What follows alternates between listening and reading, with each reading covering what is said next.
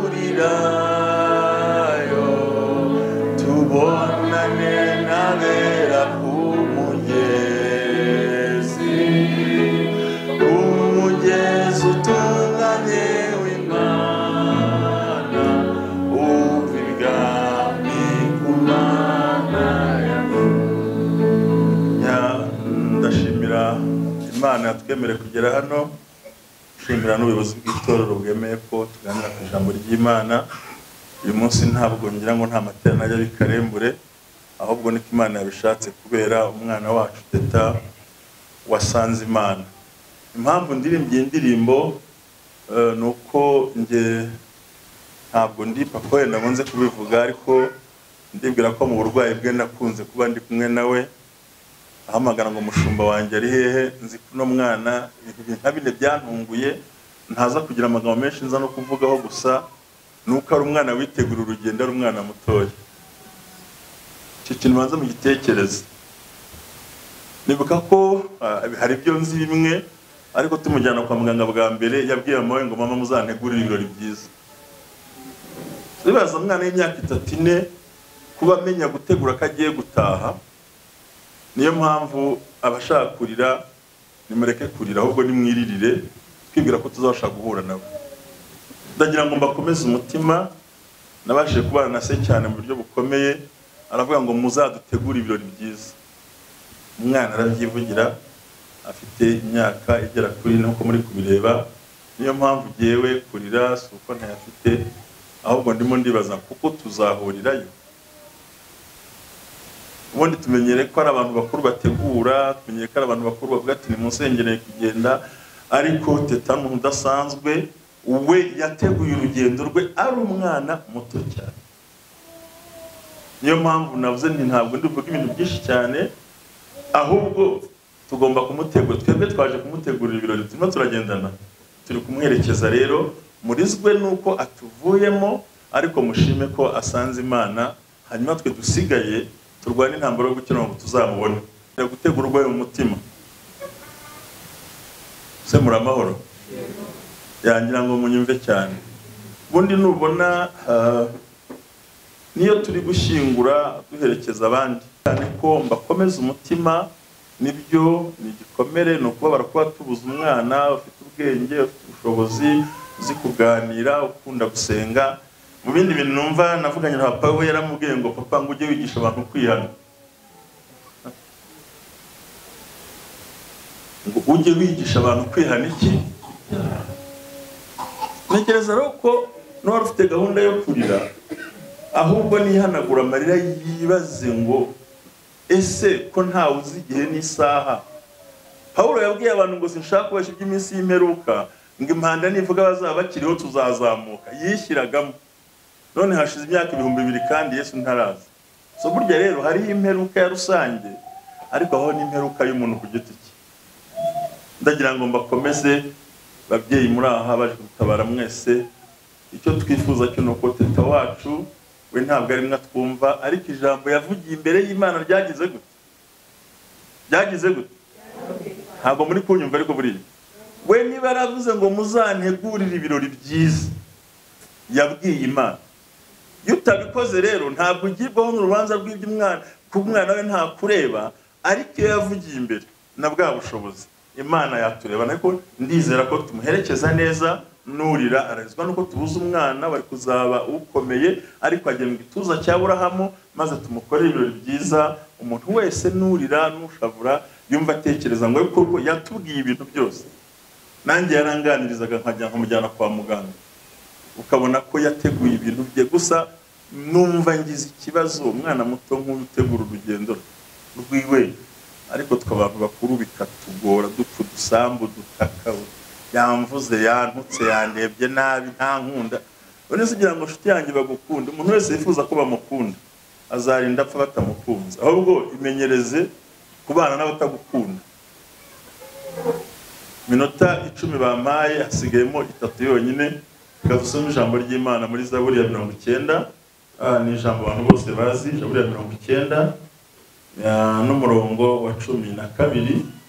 Ntabwo ndi batinda, aravuga ngo utwigishe kubara iminsi yacu uburyo butuma dutunga imitima y'ubwenge, Imana itugirire neza. Njye natekereje ibintu nka bitatu. Indwara umwana yarwaye baraza kwibabwira, nanjye narayirwaye, ariko njye Imana irayinkiza.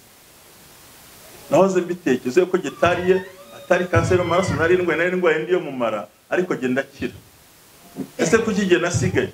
Ariko nubwo nasigaye n'ubundi nzanapfa. Gupfa ko ndabyita mu bintu niteguye gupfa birimo. Ariko ntekereza aya magambo. Ni amagambo yavuzwe n'umukozi w'Imana Mose muri Zaburi, avuga ngo utwigishe kubara iminsi yacu uburyo butuma dutunga imitima y'iki? Nukuri uwibwira ko ejo arahe afite ikibazo gikomeye. Ahawe naho uyu munsi ahangaha duhagaze ahangaha.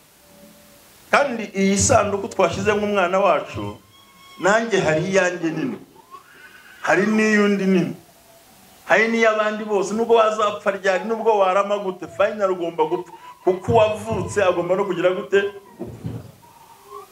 Buriya baravuze ngo nuko, nahoze mbisoma mu zindi ndimi ngo nuko n'abakiriho duhindurwa. Akiriho tugire gute? Ubwo se ntacyo uri kumva, kuko tuzazuka nta umuntu adasa akatabira rorengana, nta bibazo, tumeze nk'amareka twese. Rero twige kubara iminsi yacu. Aha hari nk'amagambo nk'atatu.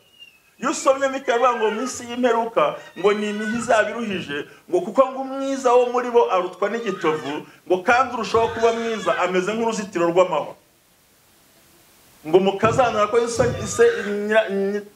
nyirabukwe umwana arasuzugura nyina, ngo abantu bose nta kuba nta gukundana. Niyo minsi dusohoyemo, umuntu wese yumva ari nyamwigendaho, umuntu wese yumva hariko hari icyo yakabonye bikagenda neza. Ariko nicyo gihe bagombye gutekereza ngo nanjye igihe kimwe ubwo umuntu agira itariki yo kuvuka, iyindi ni ko mutasubiza, ariko urabyanga n'ubundi uzapfa. Je nanjye nzapfa. iyo umuntu yavutse abigenza gute? Kuko hari izina bakwita uvuka utazi ubwenge n'ubwo ukanuye, hakaba ibirori ukora byo gushyingirwa uri maso wanabatijwe, hakaba n'ibindi bakora utabyumva, utanabireba, utanabitekereza. Reka nsoze mvuga ngo Imana itwigishe kubara iminsi yacu.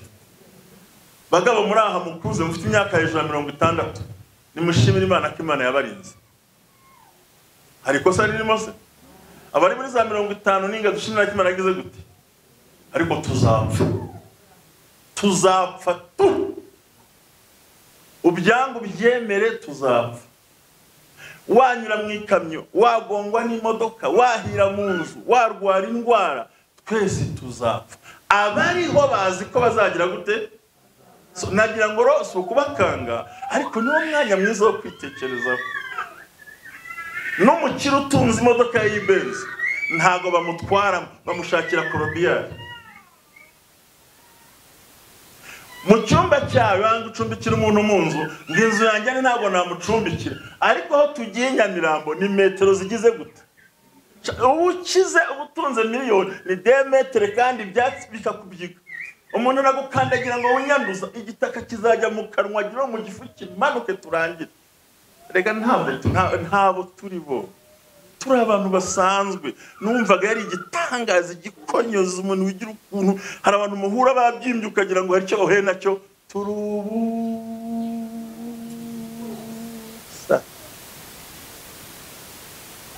Uzareba imirambo y'abantu yose irasa. Wa mukobwa mwiza wisize uryoshye cyane, iminwa yagize ukuntu, muri moruge turasa. Wa mugabo ufite ibituza n'utagira igituza, twese turasa. Nagira ngo mbabwire ikintu kimwe, yaravuze ngo abari muri Kristo Yesu, asifiwe Bwana. Amen. Haleluya. Amen. Ntabwo twaje kurira, twaje guherekeza umwana wacu ko yabidusabye. Abari muri Kristo Yesu ntateka bazagira gute? Mureke tumaranire gukiranuka, tumaranire no kwiyeza, kandi ujye umenya ngo uyu munsi aha n'ahanjye, ariko ejo si iki.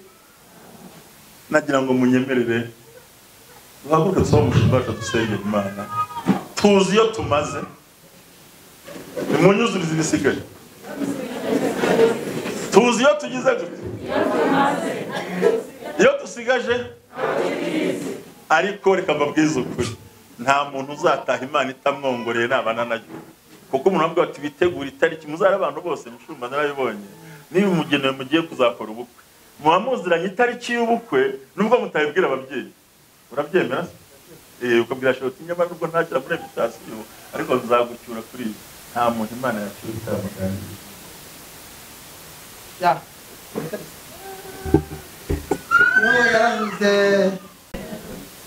Mbere na mbere ndabashimira ko mwatabaye. Imana yo mu ijuru ibakomeze kandi bahumugisha. Icya kabiri, ntabwo mvuga ibintu byinshi, byakandikishije, byatumye ndira byaba byinshi, n'ibyatuma ngira umubabaro byaba byinshi. Ariko nshingiye kuri Teta Niyonsenga Rachel, mu burwayi twabanye nawe cyane, haba mu buryo bwo kwigisha ibyo nigishaga ijambo ry'Imana, nabaga twabaga turi kumwe. Kambwira ngo nurangiza kwigisha umbwire ze nkuvugisha, ariko akaba ari mu kuririmba.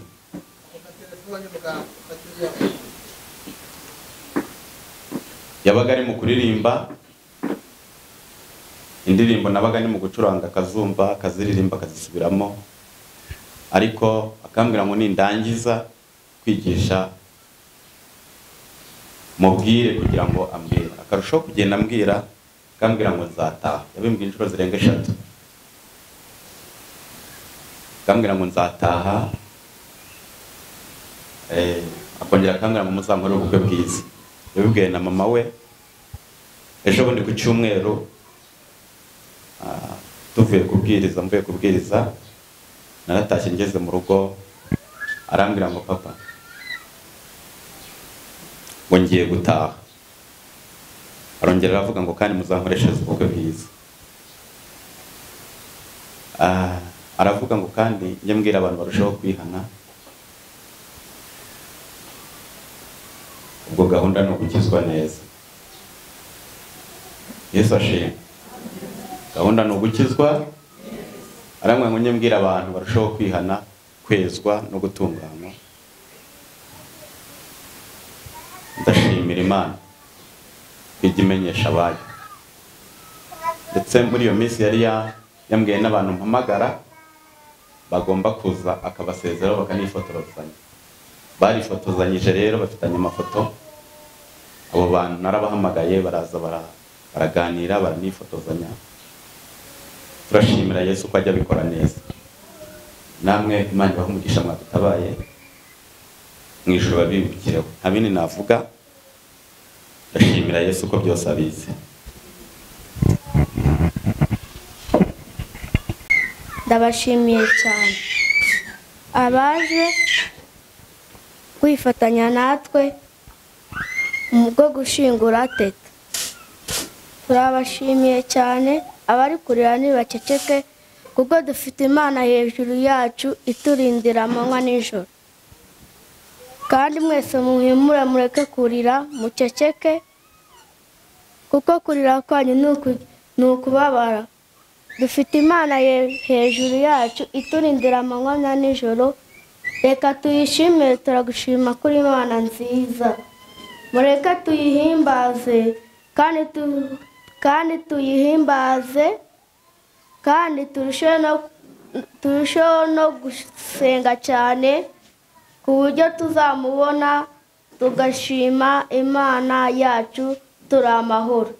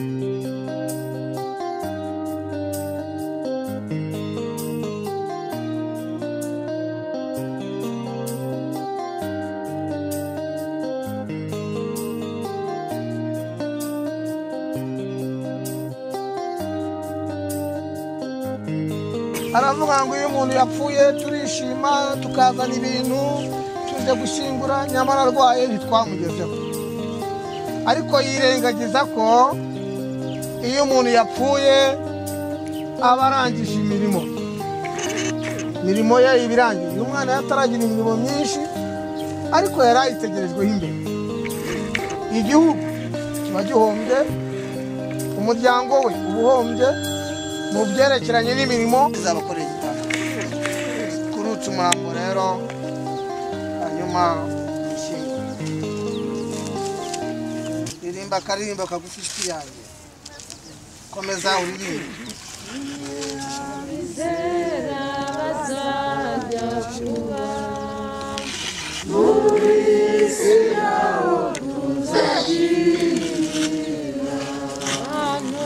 ahantu hatagerwa n'umubisha, ibibi n'ahantu twabihungira, naho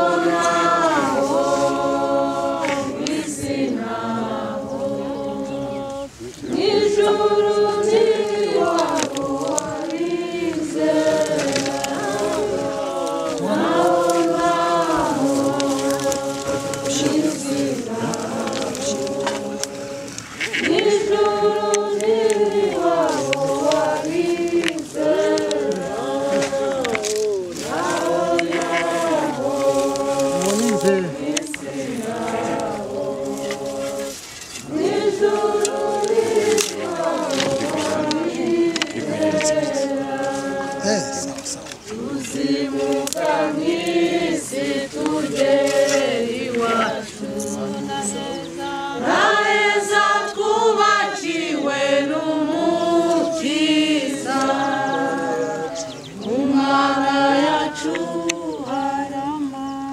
Bibiliya mu rwandiko Pawulo yandikiye Abikorino rwa mbere umurongo wa 43, ubibwa ufite igisuzuguriro uzazuka ufite ubwiza.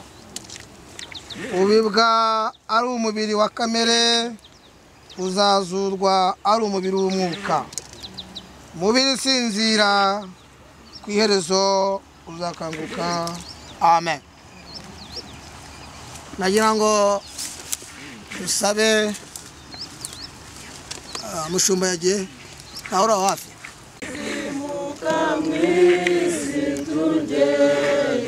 ari umunabe bashiki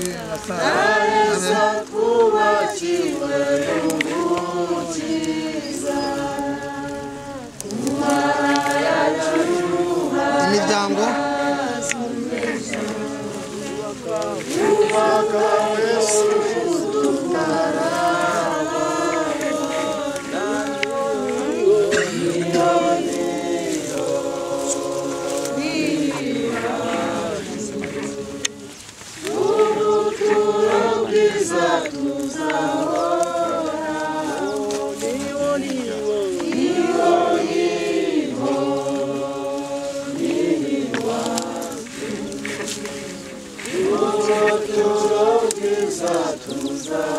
wundi usigaye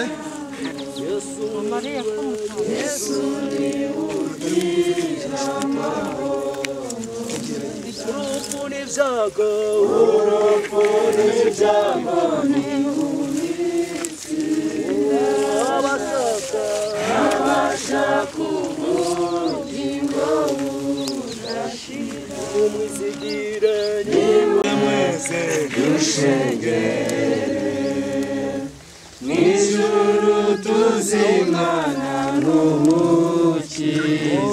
Muze mwese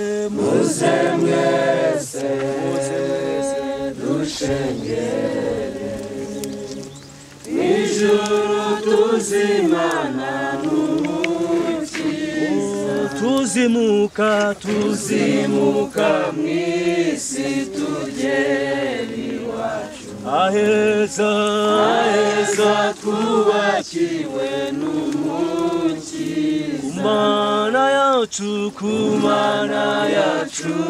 hari amazu meza. Yubakanywe isuku tutarabona. Niho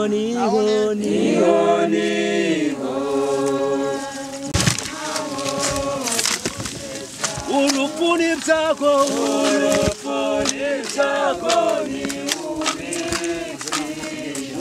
abashaka ubugingo budashira mu mwisigiro ni mu mwisigiro z'abarenge muze mwese dushenyere haleluya n'Imana n'umukiza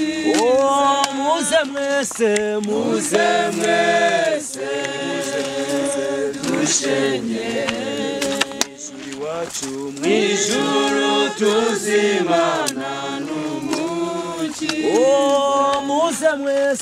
muze mwese dushenyere mw'ijuru tuzimana n'umukiza. Meje kubasuhuza bene data nshuti z'Imana abadukurikira bari mu mahanga atandukanye, aba muri Amerika ndetse Canada ndetse n'abihugu bitandukanye, mwese nabo mu Rwanda.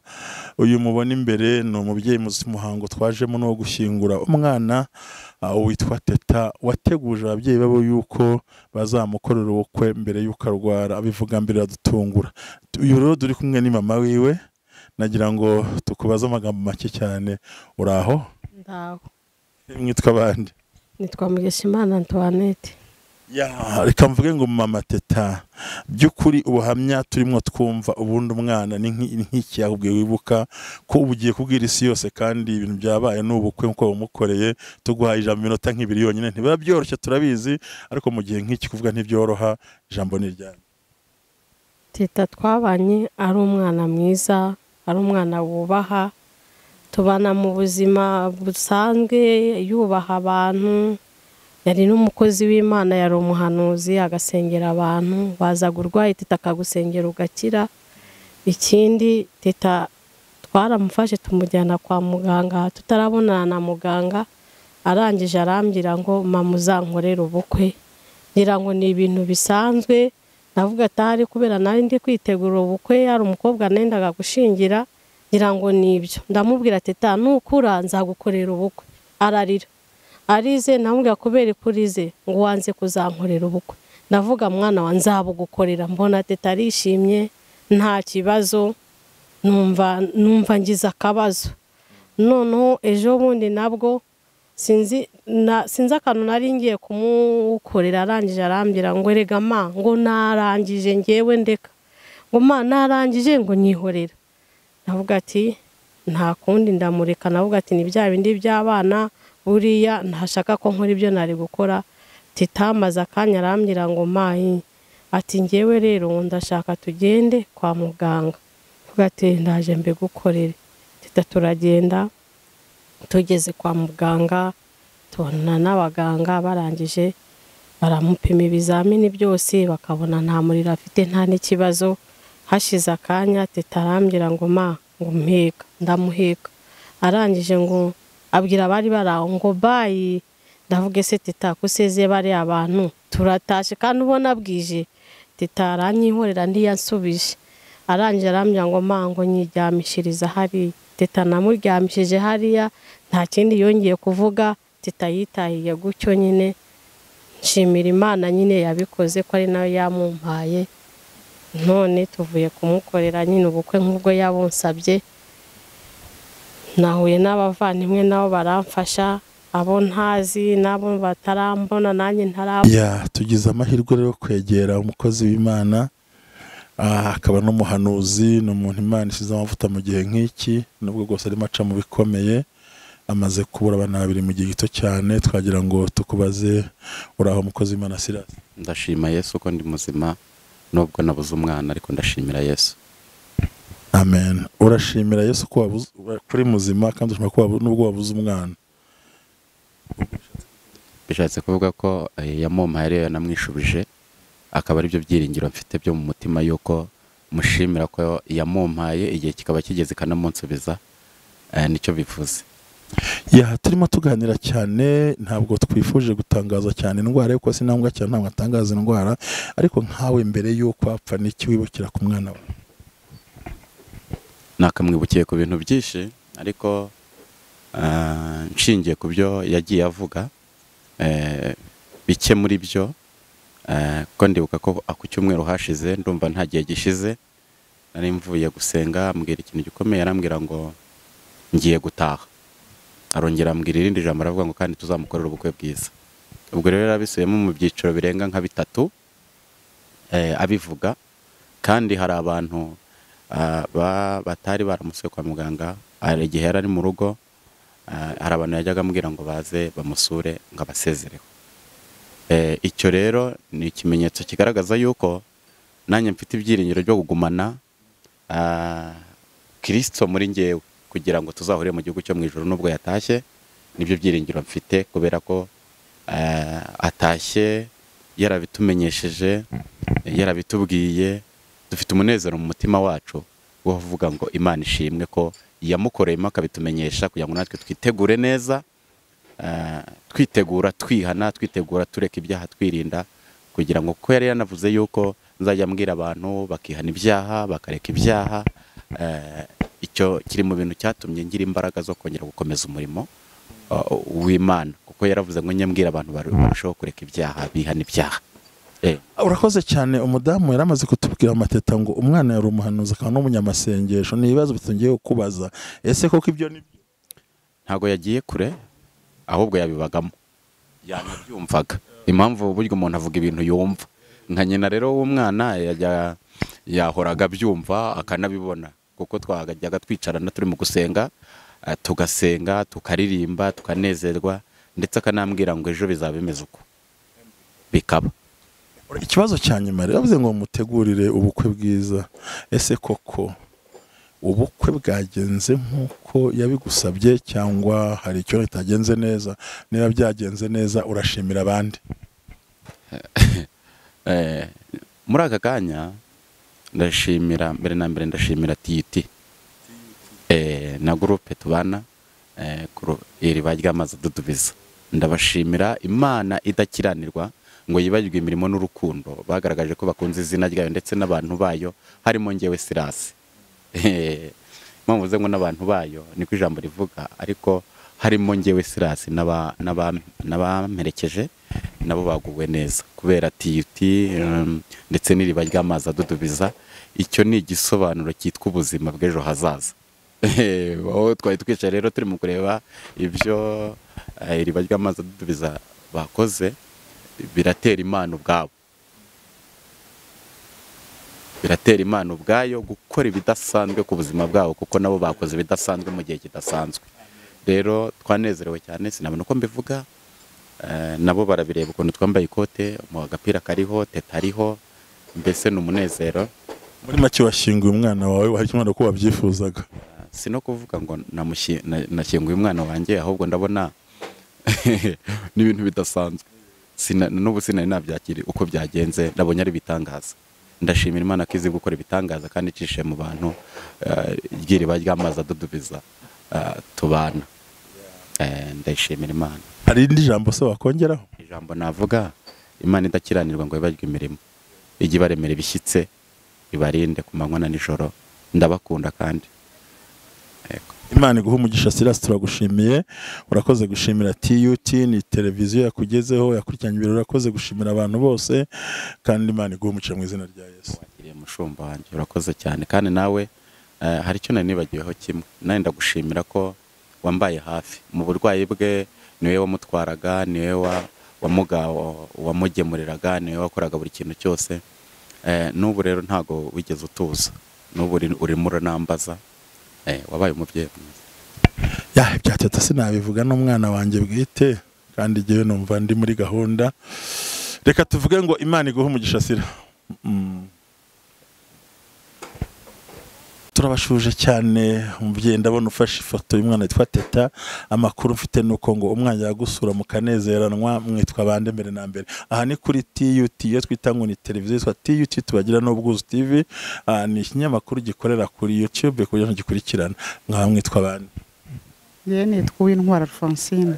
turagushimiye umubyeyi mwiza Uwintwara Alphonsine. Turagira ngo mu ncamake, urabona ko n'ifoto uyifite, umwana mwaganiraga cyane n'ubu mu gatuza nko muraganira, nta magambo menshi wumva wibuka. Nagira ngo tubwire teta mu ncamake cyane, unatubwire n'icyo umwibukiraho, mu ntoki zahora umwibukiraho, hanyuma dukomeze. Murakoze. Murakoze. Teta twaramenyanye, famiye yari inshuti yanjye, ariko teta ngiye ikintu umwibukiragaho, teta yagiraga agira urukundo. Iyo wagenda ukagera iwabo, teta n'ubwo yari umwana muto iwabo, afite abavandimwe 3, ariko we wabonaga afite ishyaka ryo kuza akakira abashyitsi, akakubaza witwa nde, ukamubwira uko witwa. Ati ngiye kutambajije uko nitwa, nawe ugahita umubaza. Icyantangazaga n'ukuntu yabaga afite ubwuzu no guha abashyitsi karibu, akabaza witwa nde, akakubwira ngo ndagukunda cyane. Ngiye teta namukundaga, ubu numva nabuze n'amahoro. Namukundaga nako kankundaga, nawe kandi akatwigisha urukundo. Noneho iyo wajyaga ugera iwabo, leta akubwira dusenge, mugasenga. Akigisha n'abantu kwihana ibyaha, ahubwo tuzihane, kandi kwibaza uyu mwana uri kutubwira ngo twihane. Teta ngiye yambabaje cyane cyane, ariko ya murakoze cyane. Nibyo birumvikana n'umubabaro ukomeye, ariko ngira ngo tuzi neza ko yagiye mu ijuru, tushirwa yatashye. Ubundi nibwira ko ufite ibyiringiro byo kuzamubona cyane rwose, kuko twese dutegereje ko hari igihe kizagera abacu bagiye bakajya heza hateguriwe, abiteguye kujya mu ijuru tuzahura nabo.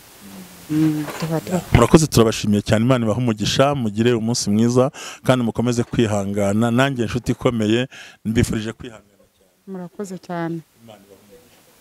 Bye, murakoze.